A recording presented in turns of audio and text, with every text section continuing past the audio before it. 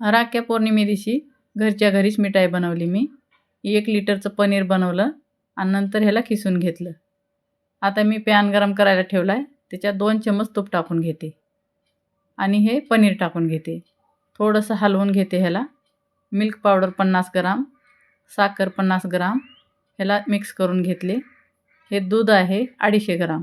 हे दूध टाकून घेते 250 ग्राम मी. व्यवस्थिशीर हलवून ह्याला आटवून घ्यायचं आहे. नंतर इलायची पावडर टाकूया आणि हे एका प्लेटाला तूप लावून ह्याच्यात काढून घेऊया.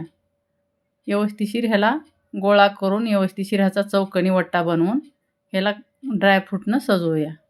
ड्रायफ्रूट टाकल्याच्यानंतर ह्याच्या वड्या पाडून तसंच ठेवून देऊया आणि कमीत कमी ह्याला 1 तास ते 1.5 तास ठेवून द्या. घरच्या घरी कलाकंद बनवून तयार आहे. व्हिडिओ पसंत आला तर लाईक, शेअर आणि सबस्क्राईब जरूर करा. कमेंट करून नक्की सांगा कशी बनली मिठाई.